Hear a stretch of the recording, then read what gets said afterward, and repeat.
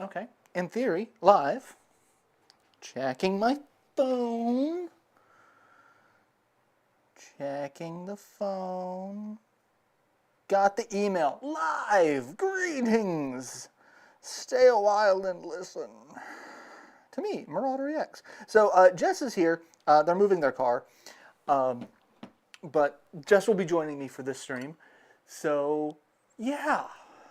Hello, everyone. We've got Cirque already in chat. Hello, Cirque. Welcome to the party. Why did my live chat go away? There's my live. And Pen! Hello! And it sounds like that is a Jess coming back. Yes, that is a Jess coming back. But wait, there's more. But wait, there's more. Hi, guys. Sorry, we were just discussing how, if for those of you in chat, you guys have been around for a while, you probably remember Luth.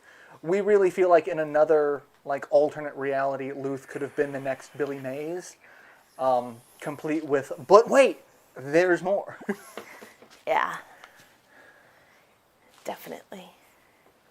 Oh, also, the ice cream truck is at the end of the cul-de-sac playing "Oh Christmas Tree" in March. God, I hate that they. Why Christmas music? I don't know. It started out when I got in my car. It was Silent Night. When I got out of the car, it was "Oh Christmas Tree." I don't know.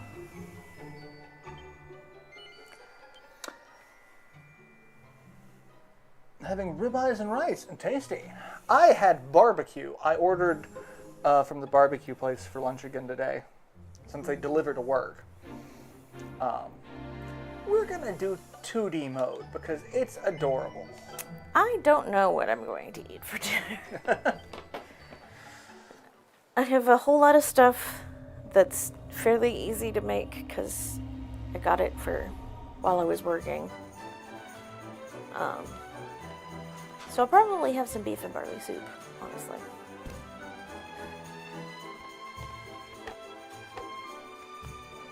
I have no idea what's going on. The Dragon Quest games are all their own kind of self-contained story. It's like Final Fantasy, they're not really connected. Yeah. Other than by a couple of thematic elements. So whatever the hell this thing is, I don't know, but it's a little terrifying. I don't know, I think it's kind of cute. It kind of looks how I feel sometimes, honestly. I guess you're streaming this because a certain creator. Yes. In fact, it is in the description in memory of Akira Toriyama. That actually hit me really, really hard. Goddamn. I don't know if we can actually cuss at the moment, but I'm going to because goddamn, that's But I was telling Jess earlier, I read an article that manga artists in Japan have on average, 20-year shorter lifespan, especially if they are popular artists. Say hi to the internet. Hi, Rowan. Beagle boy. Beagle boy, say hi. He's like, no, I do not like this. I do not want this. I do not consent to this. All right, we're gonna skip that. We don't care about the story. Fuck you, chicken strips. Fuck you, chicken. Games 1 through 3 were they? I didn't know that. And 4 through 6 were connected via Zenithia country. Oh, well. The more you know.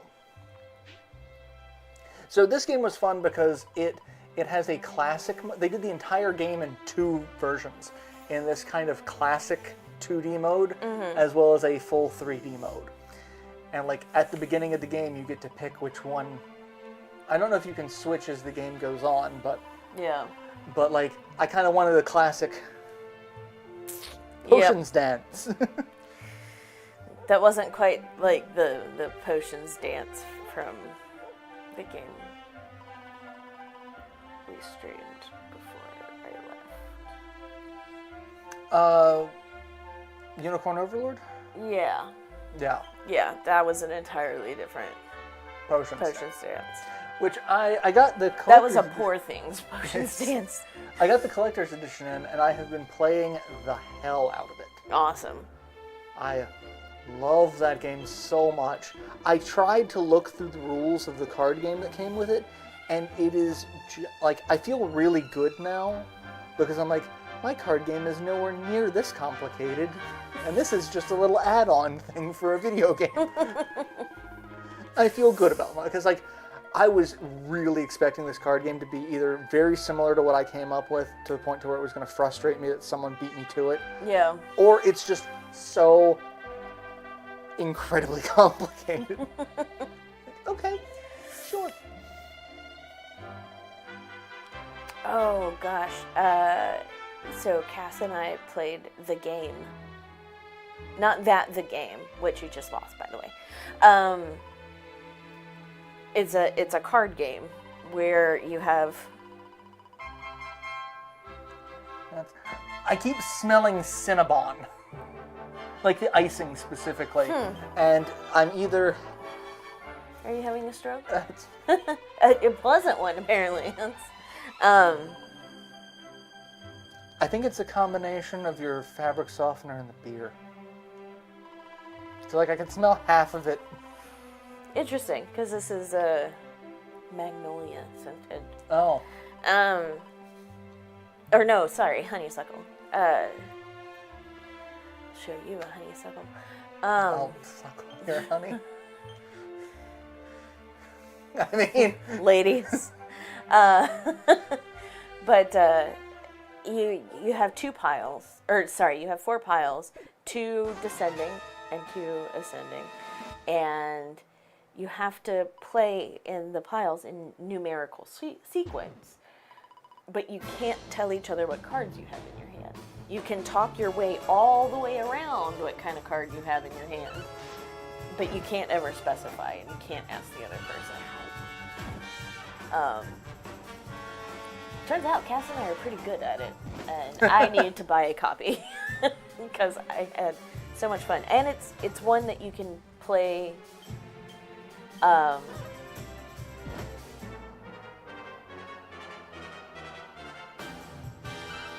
think up to four people. And I think that would add an additional element of fuckery, which I think I would enjoy. I think all games should have a certain level of fuckery. Yes.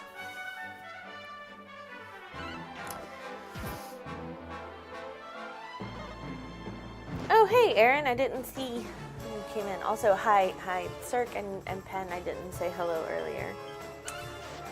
I just jumped right into Billy Mays. I mean, who doesn't just jump into Billy Mays? And some cocaine, because I like cocaine. Because I like cocaine. Are you gonna come sit? I was telling Chris that I watched Poor Things last night. You gonna come sit? Come sit. Which was an experience. I'm glad I watched it. I probably won't watch it again. I'm happy to talk about it with anybody, though. I think some of it is kind of ham-fisted. And it is very disappointing to see Mark Ruffalo play such a fuckboy. A fuckboy turned possessive asshole. Like, it's... I did not want to see him that way. Visually, it's a stunning movie, though.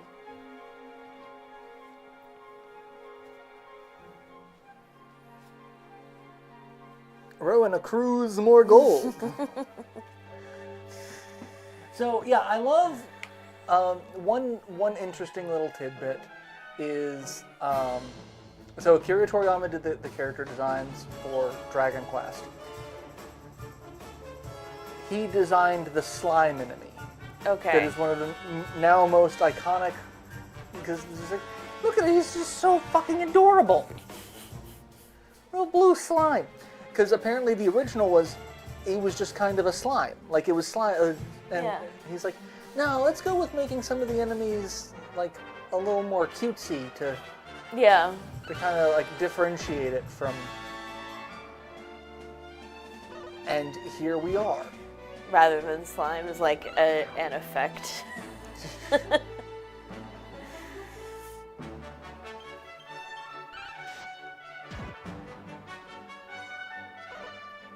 The Needler. I was about to ask, is that a needle? That's apparently. Yeah. It is. Rowan is fired up. So, because this was designed as it was originally designed as a 3D RPG, you only really get control of the main character. Because it's more. It's not really action oriented. But I get to wear a pot lid as a shield. Hey. I've seen some pretty hefty pot lids. I don't have any spells. I don't have any abilities.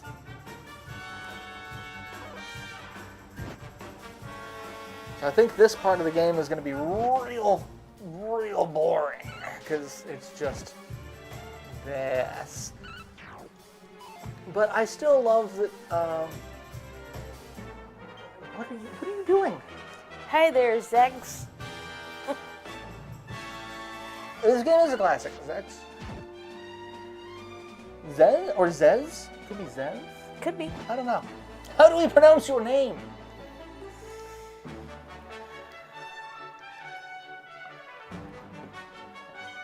He's fired up. He's got his cheerleader. Fired up.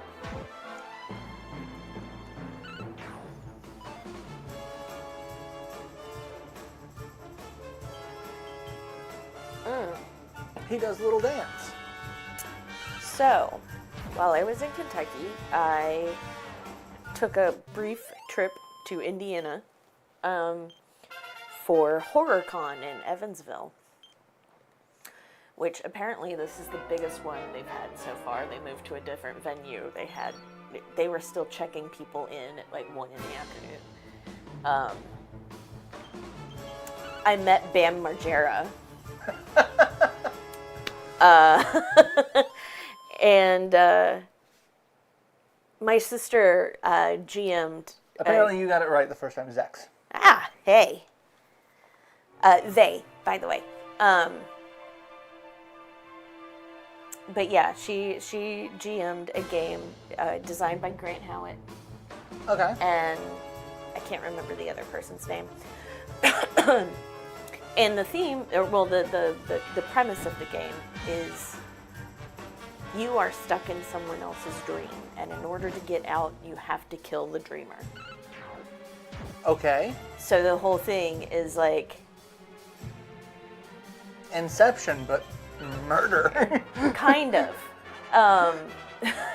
But there's a group of you, and all of you are trapped in this dream, and so you end up working together to try and suss out who the dreamer is, and then figure out what to do with him. Okay. She did a fantastic job. Like I was very proud. She had me play the informant. She's like, I know you have some role-playing background, so I'm gonna be feeding you the information. Like, okay, and it ended up being a great game. So, although it was kind of mistimed. It was originally supposed to be earlier in the day, and then they moved it to like one of the last time slots, so that way if we went over, it wouldn't cause any other scheduling issues. But that also meant that it was going on at the same time as the psychology of the serial killer that panel was going, which was run by a friend of Cats and Parker's. And so like the group of us that were there were kind of divided into which rooms next door we were participating in. Rowan, what are you doing? There was a 3DS version of this game, but only in Japan. Interesting. We're in Indiana.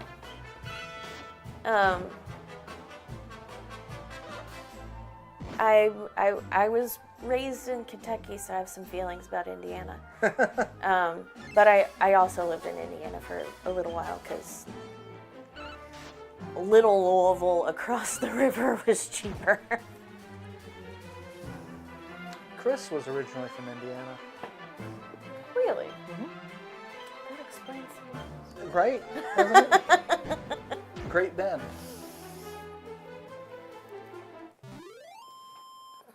Bloomington. Oh, okay. I actually have my old roommate teaches at IU and is one of the editors of the history journal that the school puts out. So I'm familiar with Bloomington. Silly Bloomington. What are you doing, son? Taking Drew away. So he's sitting here, Axis is sitting here, like, still purring, but with his mouth open, and just kind of staring in the middle distance. Yeah, it's just like, you're being real weird, son. And this is... Yeah. Yeah, you're interacting with the world around you. Come on. Are you high? I didn't give you any catnip. How about you lay down, son? How about you lay down? There. Okay, there you go.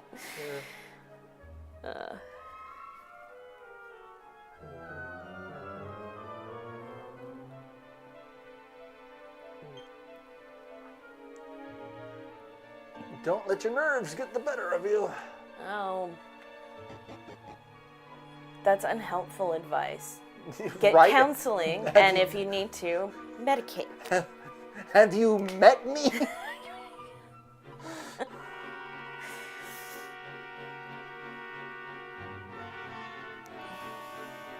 I smile was so easy as that. Oh yeah, that's cool.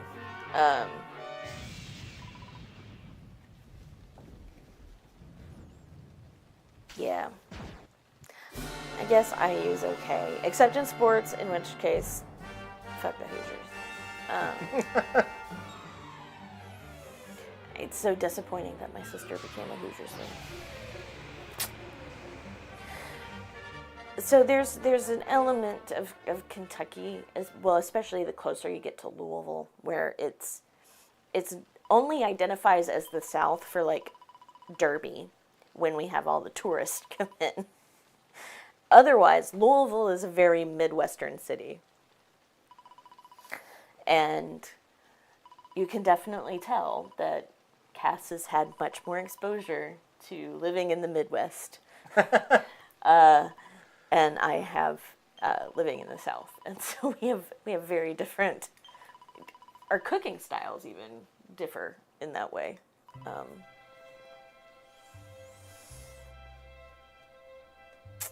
It's good times. Good times. Good times.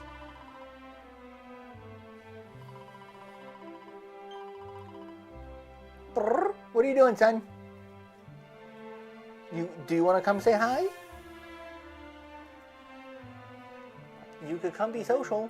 Though I will say, Cass roasted some asparagus to go with Mom's birthday dinner, and it was very tasty asparagus. I mean, that is a sentence that I will never say. Just can't get behind it. I cannot. Asparagus, not one that I can do. I very selective about how it's prepared, what I will eat. But roasted was pretty good. Roasted with some garlic and Parmesan on it.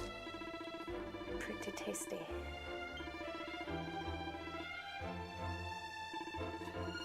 Amber and I went to, there's a Korean restaurant near New Hope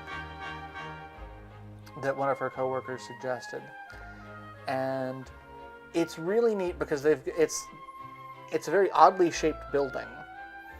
And like part of it's a cafe, part of it's a beer garden. I've been wanting to go there. They've got an indoor seating section, but they've got an outdoor section in the indoor section, which is weird. But then they have an entire outdoor section behind everything in a bamboo garden. I've been wanting to go so bad, and when I was back in the day, 2 years ago, when I was considering the idea of dating, I was like, this would be a great place to take somebody, and then I didn't. But like the food, so we went. The food was actually pretty good. They have mandu, which I didn't get a chance to order because we were already ordering a fair bit of food. We ordered. They had Korean pancakes. I got Korean beef barbecue. Yes. I forgot what Amber got. It was chicken and cabbage, I think. I forget. Everything was delicious. But like, just the outdoor seating section was just gorgeous. It's one of those like you kind of go during the spring or like you don't want to go during the winter. You don't want to go during the summer because there's a little bit of shade, but like bamboo is not known for its heat dispersal. Yeah. No. Okay. So we're going. So I have somebody to go with. There are certain, I'm getting more comfortable, have been for years now, getting more comfortable doing things by myself, including eating out. Ladies.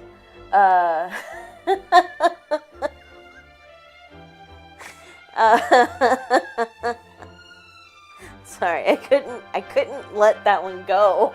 I bet you couldn't.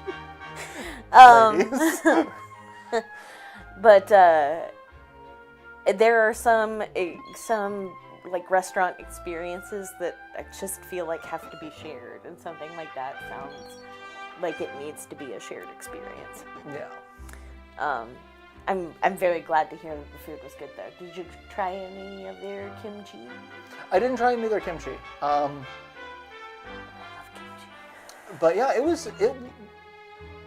the food was great. Because I've told Amber about it before. She didn't get to join my family has a tradition where we haven't done it in quite some time, and I think we need to remedy this. But when we first moved to North Carolina, we were living in an apartment. You know the apartment. Mm-hmm. Our next door neighbor,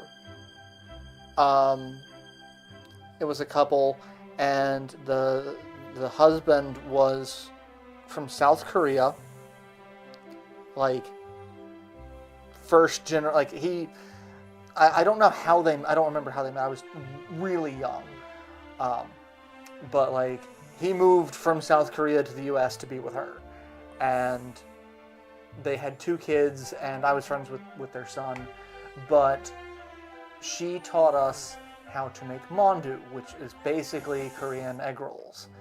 And that has been a thing, So good. especially since I took Taekwondo, which is Korean. We would make mandus for like all of the potlucks and get-togethers and whatnot. We haven't done it in a while, but we had this habit of like... I mean, I've told you, I'm behind getting in that assembly line. Like, let's do right? it. Because like you have to do it as an assembly line, like because like it takes so much effort. Like the last time we did it, we were doing it at my brother's old house, in their much smaller kitchen than what they have now. But we had my brother and sister-in-law were doing the food processor to grind the meats with the vegetables, because I think it's like beef and pork with cabbage, Carrots, onion, and garlic. I feel like there's something else. Yeah, there is something else. I'm just blanking on it. And so like you have to process.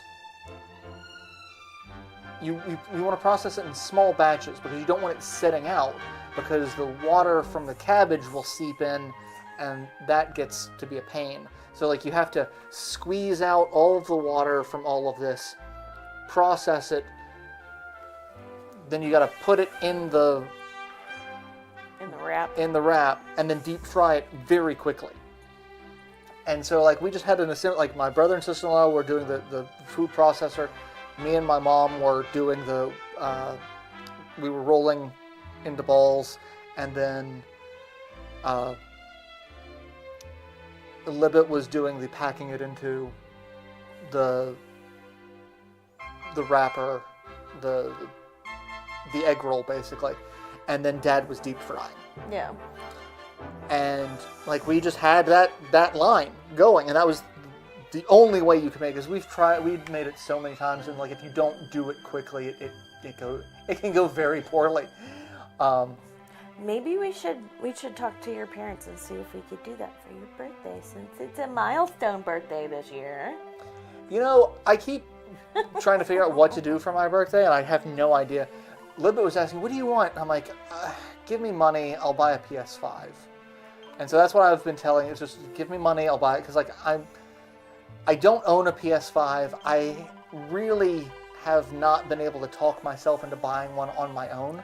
Because like any game that comes out multi-platform, I'll pick up on the Switch for portability. I don't really care so much about the graphics. And there's not a ton of first-party like PS5 titles that I'm like, I have to have. Yeah. Not enough to be like, I'm going to spend $500 on this piece of shit.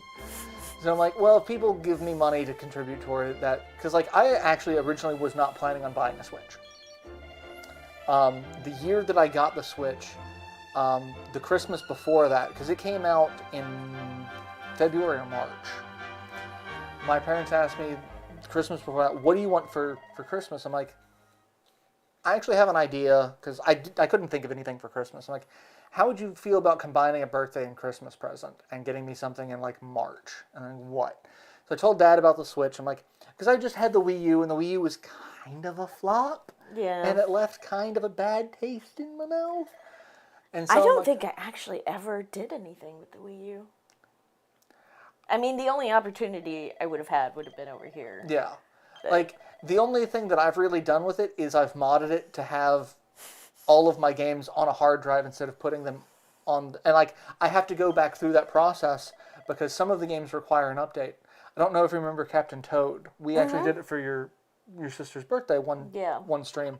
I can't play that on the Wii U anymore because it requires an update. I can't update the Wii U because of the custom firmware on it. Yeah. So Ash found some information. It's like, if you do this, we can just restart it and add everything back to it. So that's what I'm going to do. I also need to redo all the emulation on my Steam Deck because an update killed all the emulation on that. So I've got to reset that. Like, you little fuckers. Boo hiss. I learned something interesting about Pokemon Gen 2. The Love Ball does the opposite of what's supposed to do. It will only work if you're Pokemon. Yes. Actually, most of the special Pokeballs in Gen 2 are broken. Their stat coding was very poor. Either it was very poor or someone was just having a fucking field day with people.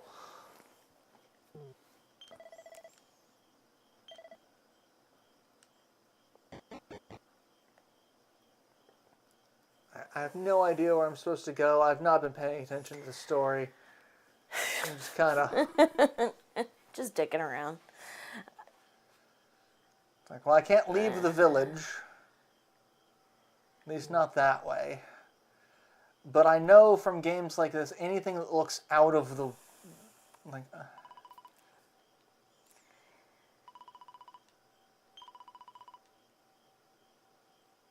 Oh, that's supposed to be a scarf. I don't think that's supposed to be a scarf. Oh, okay. I don't know. I think that's a vine? It's a very thick vine. That's what she said. That's a thick vine. I won't, because Vine got shut down in favor of TikTok. I miss Vine. Although we might not have TikTok, so... It's fucking ridiculous bullshit done by a lot of old white men that don't understand how the world works. I mean, from a technical standpoint, I don't like TikTok. Just the number of security vulnerabilities that have been shown to it that people could use TikTok to access your phone is terrifying. I chalk that up as just really shitty coding. I don't think it's nefarious plotting. Yeah. Like, if it were nefarious plotting, I don't think half these security vulnerabilities would have been found. Like, if a major, world power really wanted to have a clandestine app, it'd be a little bit more clandestine looking. A little bit. A little bit tighter. It's just ridiculous. I like TikTok in terms of I like some of TikTok in terms of engagement and content. From a technical standpoint, you're right. It is just shit, really.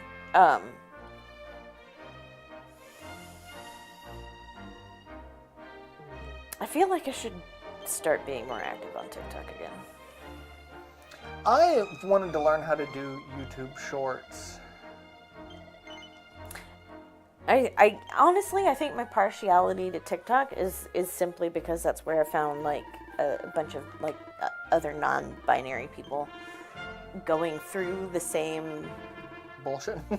Well, yeah, really. Realizations and different stages of transitioning, quote unquote. And so, like, it feels homier. I mean, I love a lot of the content creators on TikTok, like B. Dylan Hollis. I saw him on TikTok first. Yeah. He's hilarious and adorable. And some of those recipes, actually pretty quality. Mm-hmm. Yeah. I made the potato candy one year. Yes. That was part of the Christmas snack batch. Yeah. Because every year we do Cookie Day for one, where we get together and we make we really need to scale back the production scale of cookies. We had so many. I think honestly, if we weren't in the context in which we are with the pandemic and everything, and we were actually seeing friends more regularly, it would be a perfectly adequate amount of cookies. Yeah, but but we haven't adjusted for that. Yeah, it's me and Jess and Libet and Amber if she's available, if she's not working, and then my brother and sister-in-law and my parents. And it's because it started off as my parents wanting to do a family type thing, and my family just kind of expands because I keep collecting cryptids. And so my parents are like, oh, just bring your collection of cryptids, which are you and Libet and Amber and other. I have a strange collection of just weird ass people that are my chosen family. Ladies. I'm real fucking weird. Yeah. I mean, it's really awesome, and I never had that experience with my grandparents because they started doing that as the grandkids started getting older, and that was during the period of time in which I was disowned. So I never got to experience that, but I get to experience it with your family, and that's really cool. The power of pep. I mean,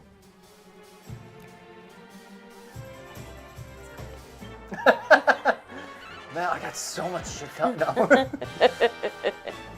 I stopped using TikTok because it would eat so much space on my phone. I had to keep going. Yeah, the horse is thick.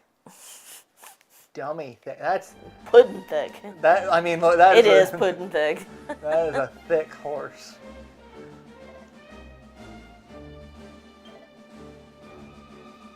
Oh, well, okay, fine. She's riding one thick pony, ladies. I wish you could say other than.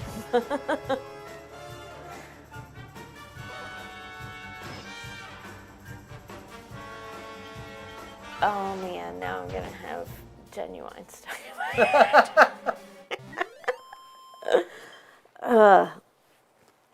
So I took my bass with me to Kentucky, hoping that like I would stay on track with some of my daily stuff, my tarot reads and playing my bass and everything.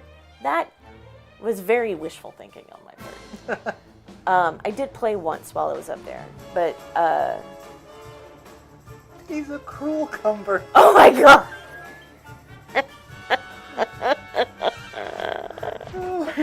Oh my god, that's amazing. I'm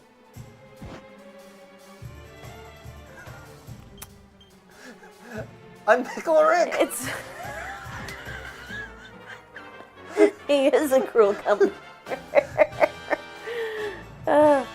But I mean, I'm trying to prioritize rest right now. I had my eye exam yesterday. My prescription mostly hasn't changed. My left eye is the same. My right eye, the power is still the same, but the axis is a little different. And then I had my smoking cessation follow-up today, and I had a follow-up with Dowd today. So, like I had to be back in Durham to, like, take care of some of this stuff. But otherwise, I'm just... Because Cass is in Central Time. There was the time change, and I drove 10 hours. Yeah. Time is fucked for me. Well, you're really in a pickle now, Marauder. I turned myself into a pickle, Marnie.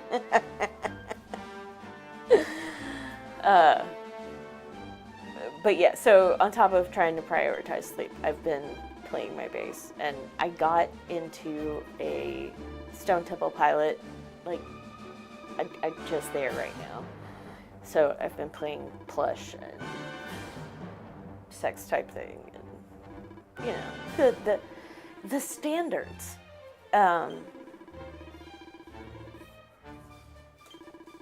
But now I feel like I'm gonna have to start looking at the R&B side of my tab collection, so I can get some genuine. Is where I was going with all of that. I ask statue for help. Talk to merchant. What would I like to buy? From the Roving Emporium. I'll show you a Roving Emporium. Ooh, I could buy Wayfarer's clothes. I'm gonna buy Wayfarer's clothes. Just one.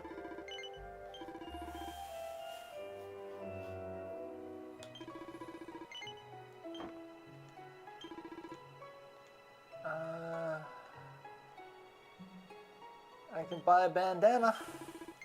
You don't want any medicinal herbs, some very unstable herbs. Yeah, I'll buy a couple of medicinal herbs.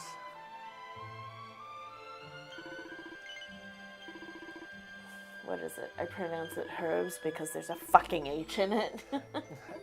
It is, or you call it herbs. You say herbs, and we say herbs because there's a fucking H in it.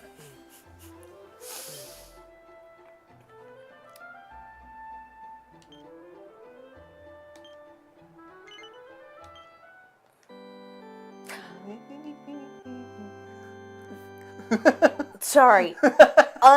Unrelated, except I was thinking about, like, the Wayfarer's clothes and equipping costumes and this and that and the other from a game that I'm playing on my phone. I have a very fucked up train of thought right now. At the con, I saw the cutest pair of sisters in full cosplay, one as a xenomorph and one as the Predator. And it was so well done, and they were fucking adorable, but I didn't see them until it was almost, like, they were starting to get out of costume, so I wasn't going to be like, hey, can I get a picture? It was the cutest fucking shit, and I got really mad that I didn't find a pair of coveralls in time to go as Ellen Ripley. But we're talking about doing it next year, so I have another chance. So, I What? I told Libet about it earlier today. I feel like they could have come up with something cuter than the hammer hood. Yeah. Anyway. I passed by a wizard on my way home today. Did you? There was a guy walking down Gear in a green set of robes. Like, they had a hood, but it was up and it was pointy. Like, it wasn't like a KKK robe or anything like that, but like it was and he had a fanny pack and a staff. And he was Did you find the hipster candle? Maybe, I don't, like, he was an older guy. But I'm just like, that's a wizard. Like, I wanted to stop and be like, can you give me a quest? But it's just like, if you see him again, do it. I'm very curious as to what his response would be.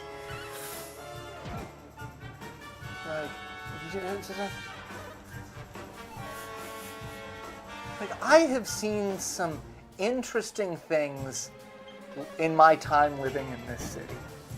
I will never forget, there was one day we went to the McDonald's up there by North Point. Mm-hmm. And we were getting breakfast, and in the parking lot there was a guy with a katana showing it off to another. It's like it was two guys that pulled up into, like, I don't know if it was like Facebook Marketplace or Craigslist or something, but like this was their meetup spot, and one guy was appraising a bicycle, the other guy was appraising a sword. And like they were trading a bike for a sword, and then it ended up being like we couldn't tell what was going on other than just like the body language but it seems like the guy with the bike kept the bike, but he did buy the sword off the guy. And so at that point there's a guy on a bike with a katana strapped to his back, downtown Durham. And I'm just sitting there eating a bacon, egg, and cheese biscuit, just watching this unfold, because I'm like, the fuck is going on in this town? And today I'm driving, and there's a fucking and so wizard. Like there's this party going. So you've got like obviously a bike cavalryman with a sword, and there's a wizard. I'm waiting for the other party members to show themselves. Well, I may have possibly found the more bard-like character. When Lelouch and I actually went to go see Our House for the first time. We were at North Duke and Horton. Okay. And you know how fucked up the intersection is. Yeah, that is a place. And we're sitting there, and a dude on a unicycle straight through the intersection.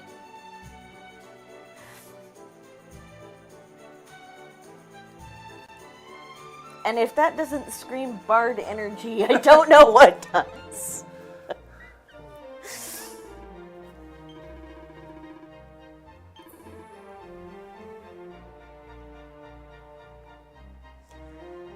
Copper sword, copper chopper. I do not have enough money. Oh, yeah. I do it. Do it. Bankman. Cassie finally watched the 2016 version while I was there. She hadn't seen it before. And I was like, very excited for you to watch this, but I have a migraine and I'm taking it. It's very disappointing. I think one of the first movies I see at the drive-in this year is going to be Frozen Empire. They are showing it. They don't know what they're showing as the second feature. So I don't know. I'm waiting to see, but apparently they're going to be doing it starting the 21st. Okay. Well, let me know because I will throw myself in your trunk. Yes, the trunk of my Firebird. The trunk. Okay. Not a Firebird. What was it? It was a...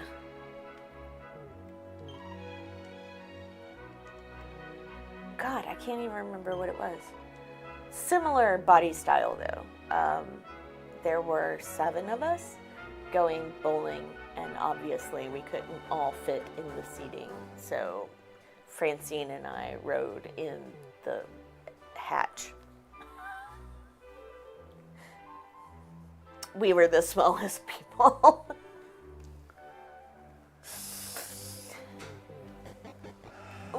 College, man. Yeah. Good times. But yeah, no, because I definitely want to see it, and I miss the drive-in. So.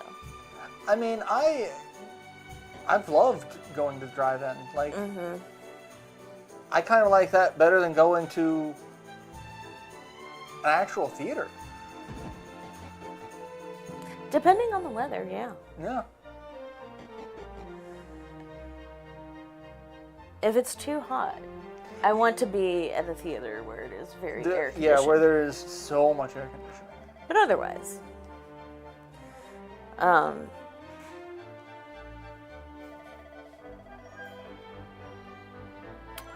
there was something else that's coming out this spring, I think, that I wanted to see, and I can't remember for the life of me what it was.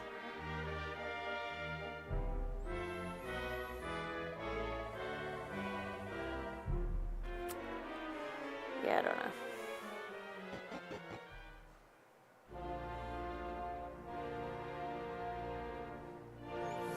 Just skipping all these people. Don't care about talking to you. So I found it very interesting that at the Oscars, as far as like the more well-known winning categories, Best Actor, Best Actress, yada yada.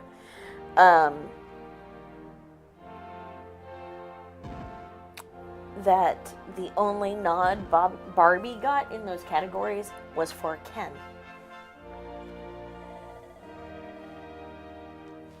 I do. Like, what the fuck? Hey, guess what? It's Wednesday. Hi, sweetheart. Hi. You missed me talking about the wizard that I saw on my way home from work today. And you missed me talking about eating out. Yeah, you missed Jess talking about eating out. Sorry. Fuck, I was going to say something and now I'm very distracting. Yes, you are. It's one of my qualities as a critic. It was at so award season is over now with the Emmys. Oscars. But the big award show before that, not the Grammys, the Golden Globes, where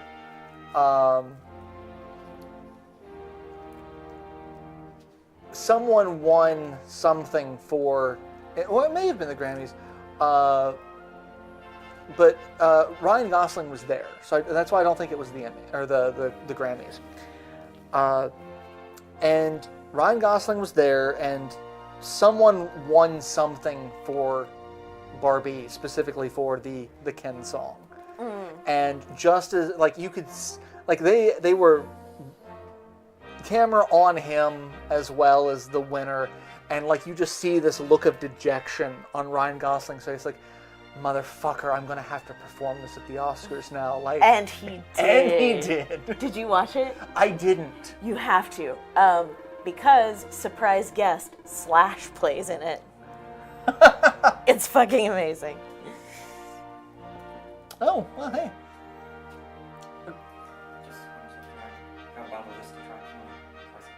Ooh. Chocolate wine. All right, I will definitely give that a shot. when I stopped choking on the frog in my throat, apparently. Well, it's because all that eating out you're doing. Well, you know. No, I did see, there was one bit that was great that has been passed around as a YouTube short. It was Arnold Schwarzenegger and Danny DeVito. Yes. And like, we're up here presenting for a very obvious reason. We both tried to kill Batman. Not the movie Twins. But they missed somebody, because if it was about trying to fuck with Batman, Cillian Murphy was there. Mm-hmm. Which I never thought, watching him play Scarecrow, Cillian or that Cillian? It's Cillian. Cillian, okay. I never thought, watching him as Scarecrow, that he would end up winning an Oscar for Oppenheimer. Right? But like, what I love is like, it was Michael Keaton in the audience. They're like, Michael Keaton just, Yeah, like, it was amazing. I love the resurgence of Michael Keaton in the last couple of years. Like, I know he got real burned out because of Batman. I get it. Like, I mean, it was a very Adam West thing. Yeah. Adam West was Batman, and that became his persona for so long that it became a joke, but he wasn't in on the joke, and it had a negative impact. And Michael Keaton was kind of the same way. Like the 90s, I remember 90s animation would pick on Batman all the time. And it was always Michael Keaton's Batman, because it was the only one that was Batman at that point. It was before Val Kilmer. Yeah. And so, like, I forgot about Val Kilmer's Batman. Like, it Val was Kilmer, stuck, like, right there in between. Val Kilmer was my favorite Batman. And I was so sad. Like, I've been so sad to learn about Val Kilmer's health issues over the last few years. That, like, means he's not going to be doing... He's never going to be able to revisit some of this stuff like other people have. Like, he's not going to be able to do a cameo as Batman. Yeah. Like, and that's so sad because, like, they even pulled George Clooney back for it. And I'm like, I think they pulled George Clooney because they had to. Because they couldn't pull Val Kilmer. Well, and nipples. Ladies. Once again, I will reiterate that you and I need to sit down and watch Kiss Kiss Bang Bang, because Val Kilmer in that he's fantastic.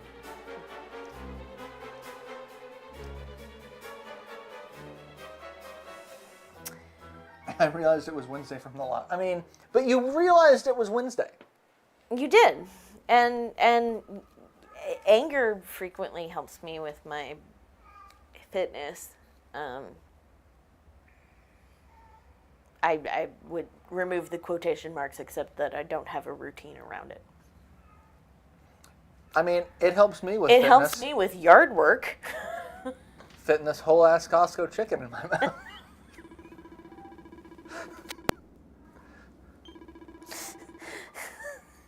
Whole-ass Costco chicken. So I apparently just need to buy full rotisserie chickens, because all of the recipes that Libet sends me from your barefoot neighbor that I like all involve shredded rotisserie chicken. And like, I've tried buying like a bag of frozen shredded chicken, and it is not as good. Like, you want the rotisserie chicken. But I'm just like, motherfucker. She gave me his cookbook for Christmas, and I've tried several recipes, and I like all the ones that I've tried. Yeah. The problem is there's a few of them that I'm just like, this is not something I would eat. But she also sent a couple, she sent one to the group chat, I don't know if you saw it, where he was making buffalo chicken egg rolls. I did not see that one. Those look so goddamn good, and I'm like, and it involves another fucking Costco chicken. And it's so funny to me because we've spent... Fuck yeah, Val Kilmer and Willow. Oh god, yes. Willow was great. I know so many people who've not seen that movie. I'm pretty sure Libet's one of them. I'm almost positive Amber's one of them. No, actually, Amber may have seen it. I'll have to ask. But like, I actually saw it at my Aunt Tina's house. Is that weird? It's pretty fucking weird. Right? Yeah, it's a little weird. Yeah. My parents made me watch Willow. Really? Yeah. I mean, good job, Mom and Dad. But yeah, like... Way to be. So I remember growing up, and we're just diverging from the game because now. Now we're just visiting with you. Welcome to story time. Which that's another thing that Vine I miss. Thomas Story Sanders. I watched a video. I think I watched with. Yeah, Libet hasn't seen Willow. Okay, we should fix that. But he did his own version of Hot Ones. But without. I did not see that. Without, it wasn't spicy food, it was fruit. Apparently he hates fruits. And so it was, he did just trying different fruits and answering questions. And it was really interesting because he's just like, had such negative, visceral reactions to certain fruits that are just like I'm not big on fruit or vegetables. But I apparently like more fruits than he does. You like me. And you know, he also is very gay. So Yes. like, I mean, he likes a number of fruits, Yeah. clearly. and he was making a joke. What kind of fruit doesn't like fruits? But yeah, so like, but yeah, I remember my parents, when I was a kid, there were certain movies that I'm like, I don't think I'm going to like this. And my parents were like, no, you should give this a try. Goonies was one of them. I didn't think I'd like Goonies. Mostly because Sloth was terrifying to a 5-year-old. Yeah, that's fair. It's also terrifying to a 7-year-old, so Yeah. like I get it. So, but there's that one. And then there was the Beastmaster. I don't think I saw that. If I did, it was just at Dad's. James Earl Jones with long hair as a evil sorcerer. Yeah, no, I definitely That is- did not see that. That's an image. The guy had 2 ferrets that he could communicate with, and they were his familiars. Well, I mean, he could kind of communicate or like mind meld with all sorts of, because he was the beast. It was like he could see through an eagle's eyes. He could, Yeah. but like he had 2 ferrets as his kind of familiars. It was great. Interesting. I have to sit down and watch it. Willow, Yes. Lady Hawk, which I don't remember at this point because I had only seen it the one time as a kid.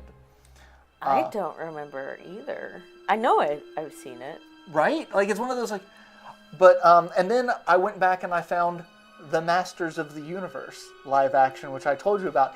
For those of you who haven't, there was a live action He-Man and the Masters of the Universe movie starring Dolph Lundgren as He-Man. Oh no. Oh no! I have to see this.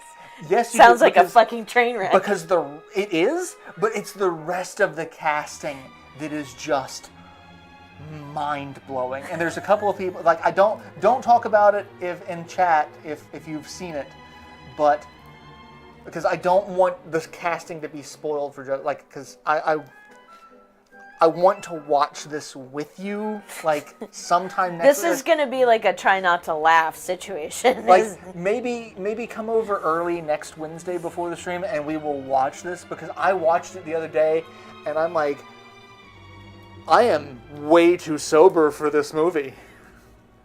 Because it's like they wanted this so badly to be the next Star Wars. It is so over-the-top space opera-y and nothing like the cartoon. Oh my god. They completely...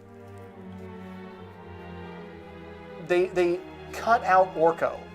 Oh no! Orko was one of like so they didn't bring in a ton of characters. So you had Man-at-Arms and Tila, Okay.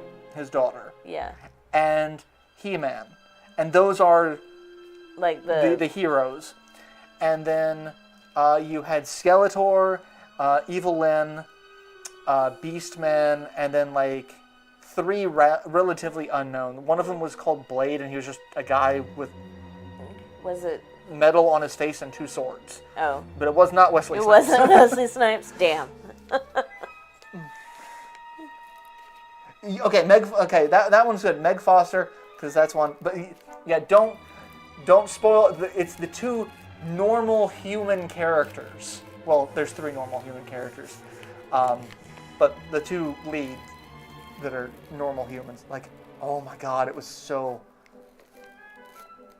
Meanwhile, my parents had me watching the Peter Sellers Pink Panther, and like nothing. Like, I mean, I grew up watching that also. Yeah. Like, I remember my dad would go around when I was a kid going, just doing like Pink Panther style bits. Like, does your dog bite? Does your monkey bite? Does your dog bite your monkey?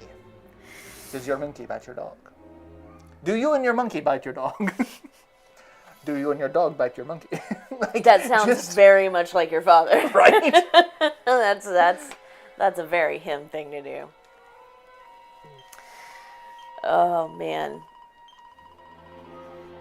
But yeah, somehow I managed to miss. Well, I know how I managed to miss out on the live action He-Man. Well, I mean, it was 1987. Yeah. And so, like, it was the 80s. It was terrible. We didn't. Our local gas station / video store wasn't renting VCRs yet, so I don't think that started happening regularly until 88 or 89, so I wouldn't have seen it.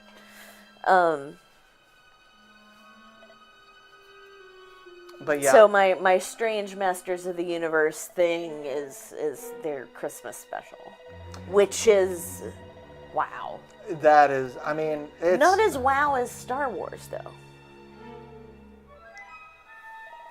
Would you like to take a survey? My cousins introduced me to their favorite TV show from the 80s. The D&D cartoon was awesome. And in fact, those characters made a cameo in the most recent live-action D&D movie.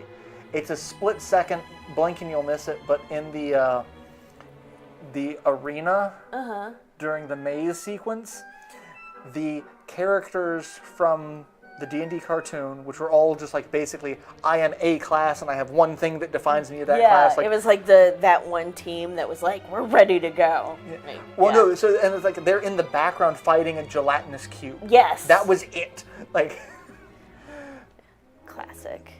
I fucking love that. It was way too dark for us to be watching as kids. Really, if it was Peter Sellers, both of them thought it was hilarious. I mean, Peter Sellers was hilarious. Yes. But like my parents, I will also remember I watched the remake of The Blob with my parents and then was fucking terrified to get in the bathtub for the next year.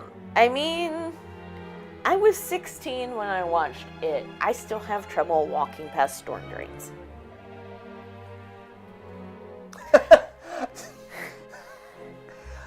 Someone posted a picture from the last major storm system in Florida, and there was a gator hanging out of a storm drain. And it's Florida, gators keeping sewers clown safe since 1963. And I'm like... Oh, well, first time I've had to thank the gators for something, but thank you. Actual gators, not the gators. Although, I guess we can thank their trainer or whoever for Gatorade. Which is now owned by, give me a second. It will come to me. I don't know why I'm blanking on it. Oatmeal. Quaker? Yes. Interesting. Which is owned by Pepsi. Speaking of Pepsi, I found out why you cannot buy the soda Sierra Mist anymore. Why? So apparently there was a content creator who had the name Sierra Mist, but it was like C instead of and MYST, and she got into a legal battle with Pepsi, who owned. Is that why we have Starry now? Yes. So what had happened was they sent her a cease and desist saying that she was damaging the brand, and she had contacted a lawyer, and they were in the process of doing a rebuttal. And during this process, they actually found out that the copyright for Sierra Mist expired. So she bought it. And then they went to court with this. It was like, well, you let this expire. Obviously, you weren't doing that much brand protection if you let the copyright expire.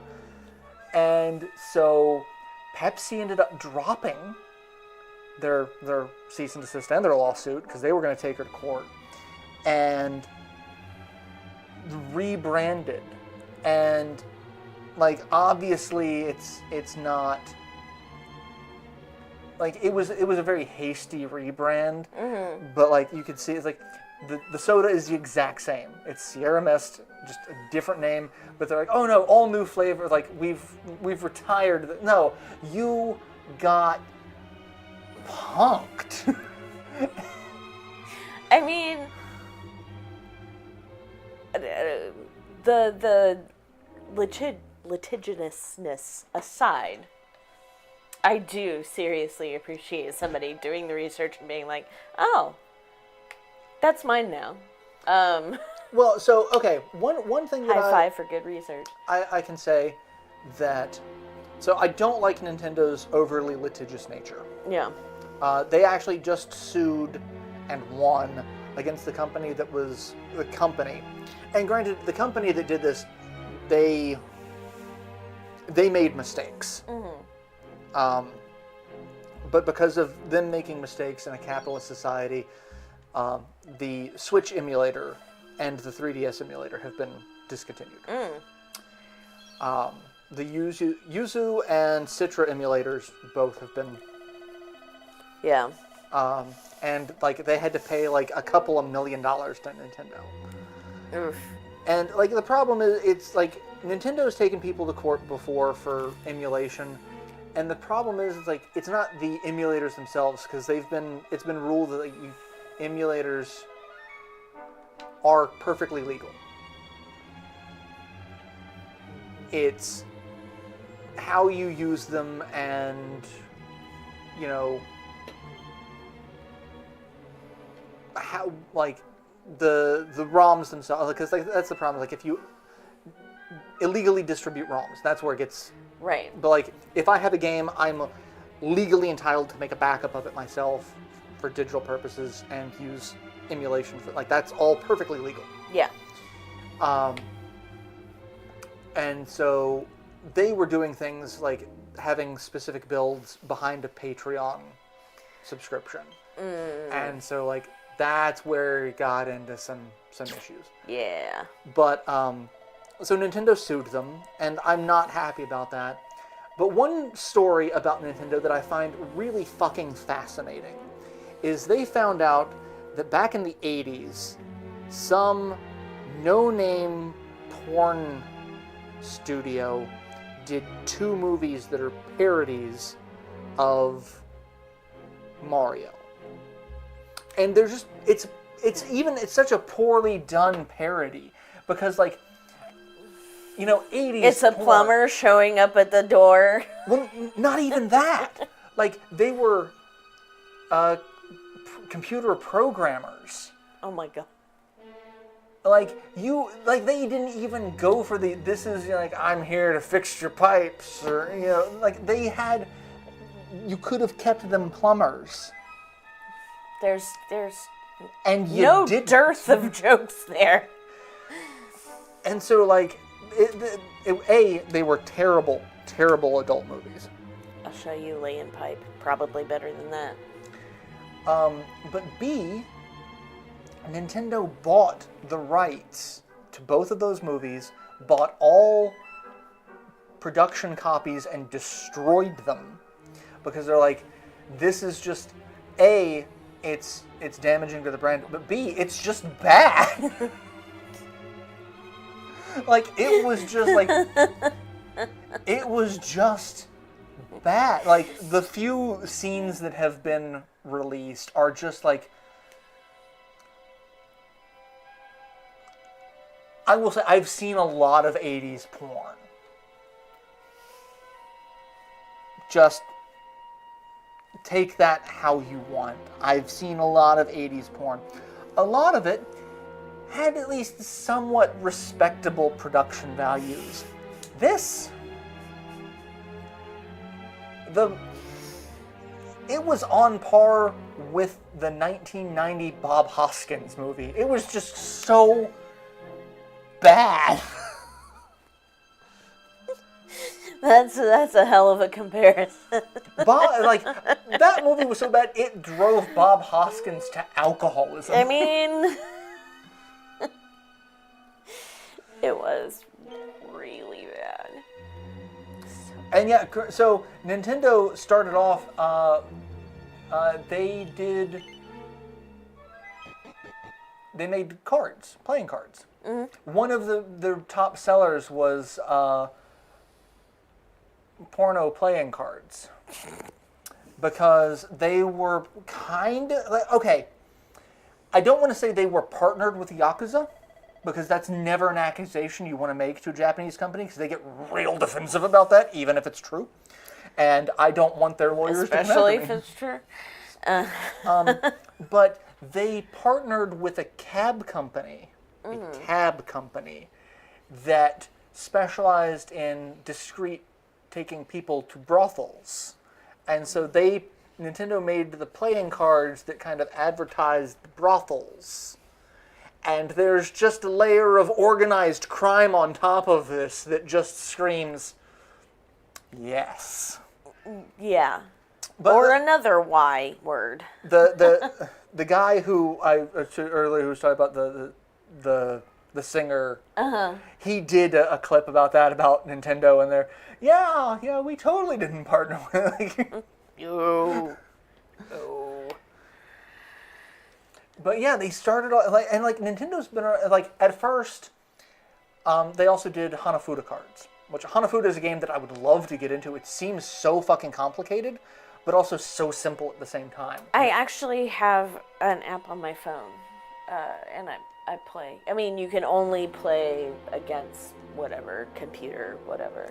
I mean, I'd be it's fun. I really want to learn, because one of the best things, the Game Grumps did the Clubhouse 51 games, and that's one of the games that they apparently had the most fun doing. And I've watched them play. I cannot put a rhyme or reason to this game watching it, so I have to learn how to play it. Yeah. No, I like it. I think the biggest challenge for me anyway was discerning the suits, because some cards look like they could go one way or another. Yeah.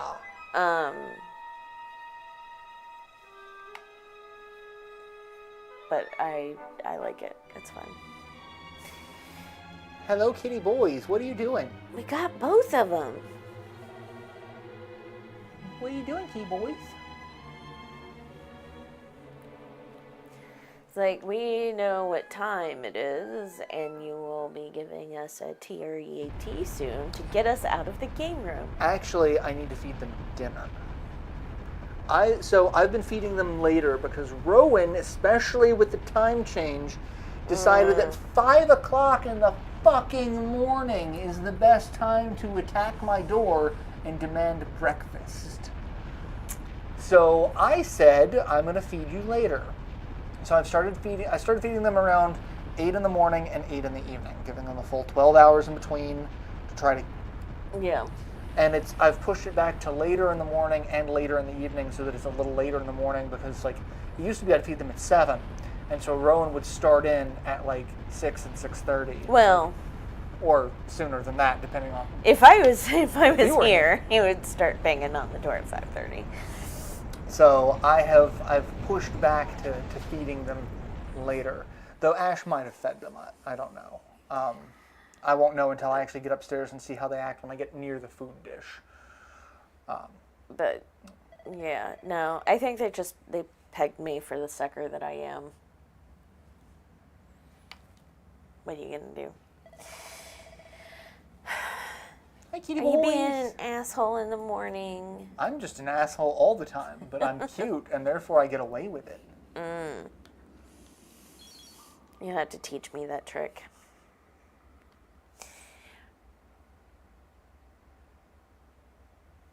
Oh, hey, I think it's our first boss fight.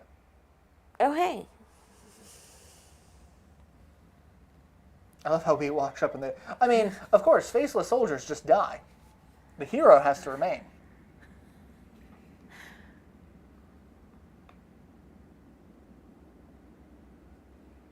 Yeah, that looks like a dragon. Pretty sure that's a boss fight. Oh, that doesn't look like a baddie at all. What are you talking about? We could be friends. Are we? Are we the baddies?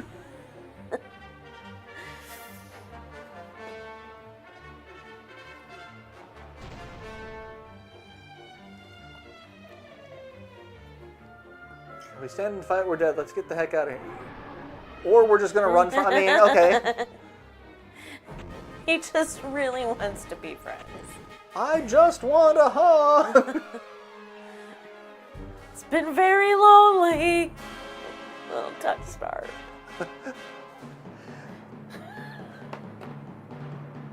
One of the best things Team 4 Star has done is they did the Helsing Abridged. Mm-hmm. And in one of the episodes, they go to Rio de Janeiro. I think it's Rio de Janeiro, with the giant Jews. And it's like they go there, and it's shown in the anime, and they do a voiceover of Alucard, the main character, just going, "Jesus just wants a hug."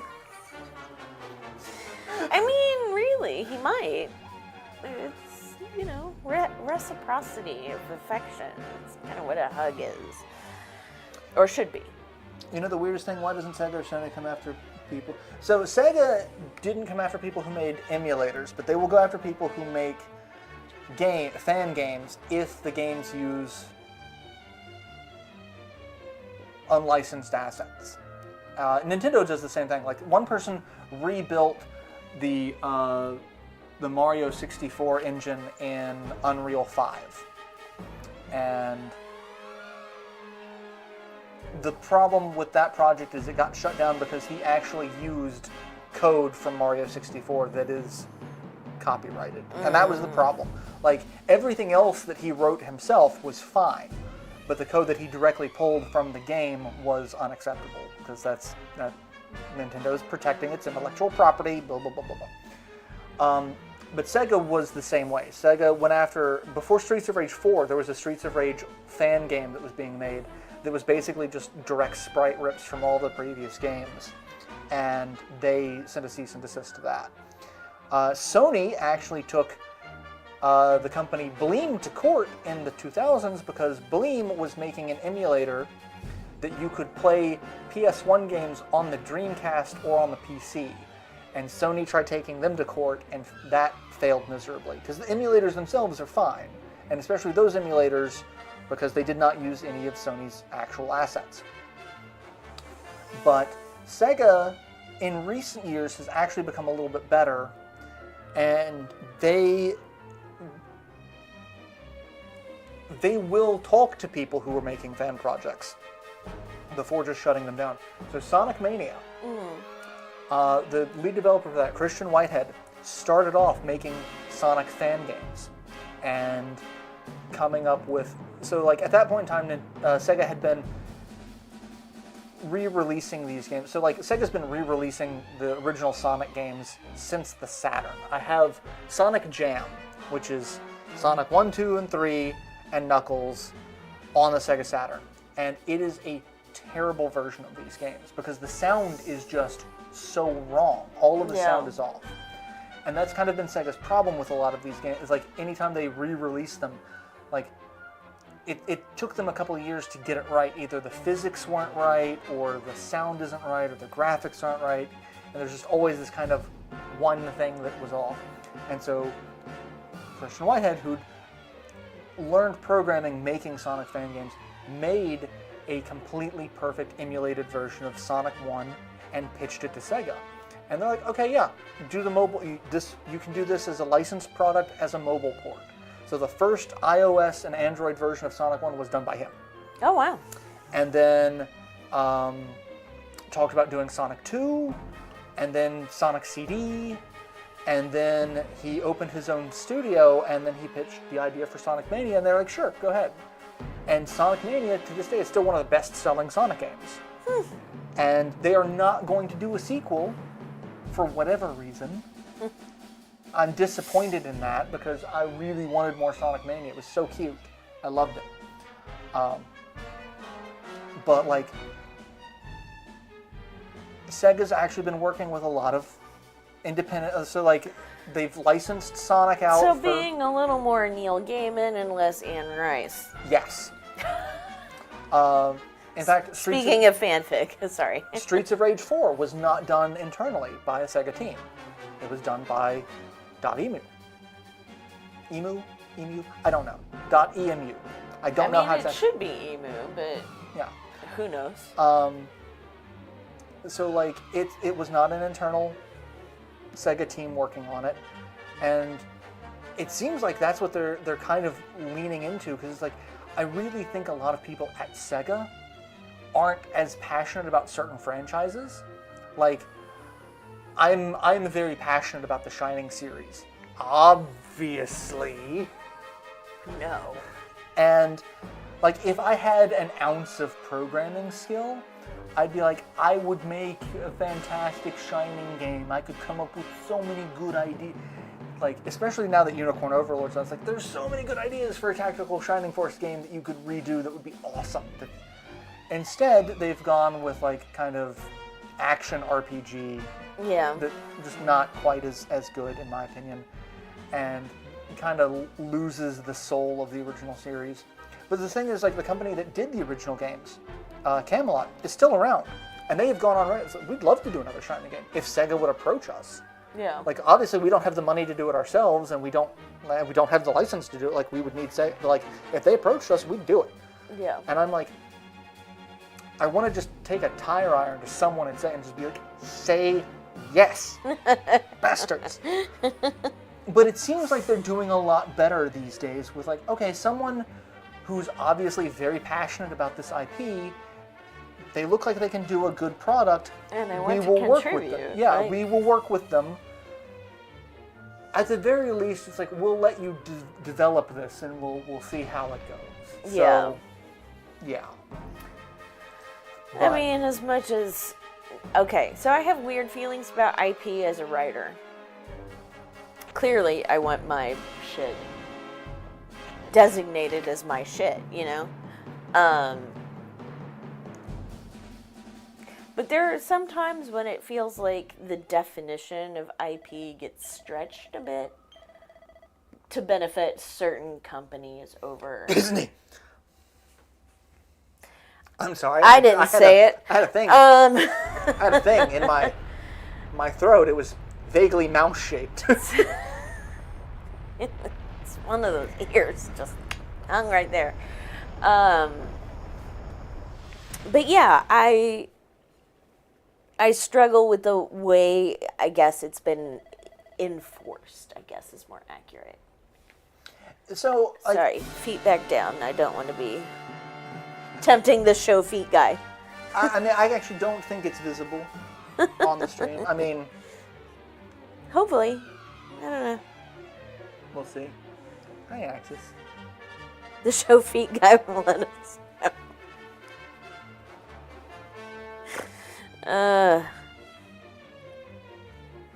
Yeah, I don't think so. Like, looking... No, yeah, I think it's fine. So... But, yeah, I think we have such a weird take on copyright and trademark and licensing. But, like, as a content creator, like, there are some things that I'm like, I love the concept of transformative works, but I think there are certain ways to do it. Like, I love Team 4-Star. I actually think Dragon Ball Z Abridged is the best version of Dragon Ball Z. I mean, it's the only version I've actually watched. So I approve. Like, I watched it growing up, and, like, yes, I will, and again, because this is all about Akira Toriyama, like, it was a show that had a massive impact on worldwide popular culture. But it was also so ridiculous at certain points. Just like the constant screaming and flashing lights and borderline epileptic seizures. Like, and just the fact that the characters, the original characters are a little two-dimensional. Like, Goku doesn't have much of a personality outside of, I like to fight. And, like, they make that the joke in Dragon Ball Z. Like, yeah, you're kind of a terrible father. Like, they don't mention that in the show at all, that you're basically, like, Gohan is raised by Piccolo. Not by Goku, by Piccolo. Because most of Gohan's life, Goku's dead. Like, he's dead and because he likes gods. To fight. Yeah. Yeah. And, like, we have these magic wish-granting balls, and, like, we could wish him back, but no, we're going to let him stay dead for a little while to train with a god so that we can fight more space people. Like you do. Like you do. It's Tuesday. It's... Well, it's Wednesday, actually. Thursday, depending on your time zone. But, like, there's just so much about it. It was just... So, like, when they made these characters in Dragon Ball Z Abridged, I feel like they gave them more depth than what they had in the original show. Yeah. And that was because, like, this was just... It was a late 80s, early 90s shonen anime. It was geared toward, you know, preteen boys. Like, that's shonen. That's what it means. And so it was all about the action. And so, like, yeah, I get that you're not going to have a ton of character development. But, like, still, you could have the same show with the character development, and it turned out fantastic. But, like... Yeah. And, like, I never got the feeling that Akira Toriyama himself didn't like Dragon Ball Z Abridged. But, I mean, I don't think he ever mentioned it, because he was very reclusive toward the end. Like, there was not even a picture of him from the last 20 years. Oh, my God. He always used just a little drawing of his little Robot Man moniker. Yeah. I guess because he was one of the most popular, you know, artists. And, like, going out in public was a little... Like, I bet he had to go out with, like, glasses and a mask and a baseball cap just to remain very incognito. Remind me to tell you a story about the lead singer of Train at some point. But, like, yeah. But, yeah, I really think a lot of our trademark and our copyright, because, like, transformative works can be an amazing thing, but also at the same time, like, there are a lot of people that just want to take something and parody it to damage the brand. Yeah. And that becomes kind of feels like what What's-Her-Face did with 50 Shades of Grey. Twilight! Which was already not great to begin with. Yeah, that's one of the reasons why I could not get into Twilight. It's like, oh, this is 50 Shades fan fiction involving vampires? I've been on the internet long enough to know that I'm just going to walk away from that. Just the whole thing. But yeah, I mean, there is that. But more often than not, I mean, like you said, transformative works are...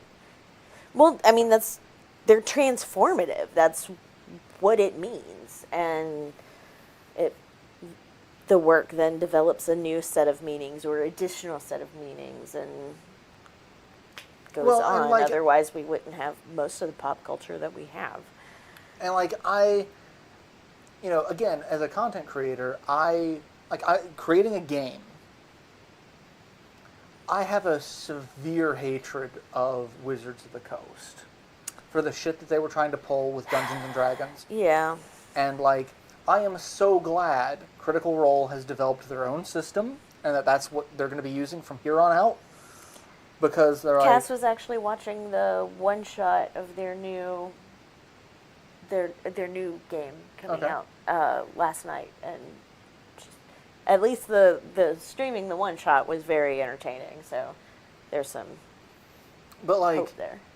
what got me is like, oh, if you make something super popular using Dungeons and Dragons, then we want you to pay us for it. I'm like, no, like, just no.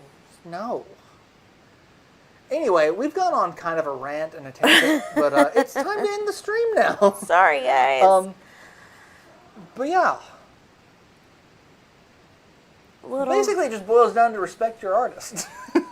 It does. It really, really does. As long as you respect the artist, that's fine. And, like, I've spent most of the stream not talking about Akira Toriyama, but I'm playing this because I was so sad to hear about his passing. So I'm like, and I spend a lot of time talking about how Dragon Ball Z Abridged, the parody, is... like, that just seems kind of like a kick in the ass. But no. But, like... Again, transformative work and boiling down to, like, the actual story. And the thing is, like, the Dragon Ball Z Abridged could not exist without Dragon Ball Z being as popular as it was. Yeah. Like, the reason why the Abridged series was so popular is because the original series was so popular and so well loved. Because, like, over the years, there have been other people who have tried to do other Abridged. The closest Abridged series that, you know, could match Dragon Ball Z Abridged in popularity was Yu-Gi-Oh! Abridged, which was done by Little Karibo, who is one of the contributors for Dragon Ball Z Abridged as well. He did some of the script writing, he assisted with some of the script writing, and he voiced Frieza throughout the entire run of that saga. So, like, he put in a lot of work for it. So, like, the second closest series in the abridged nature was Yu-Gi-Oh! Abridged, done by... Yeah. Which, okay, sorry. I will always love Dragon Ball Z Abridged if for no other reason than the ubiquitous phrase in our group now. Okay, but why though? Okay, but why though? And I fucking love Cell. Cell was just such a shitty character. It's like, I'm just going to kill everyone. Why?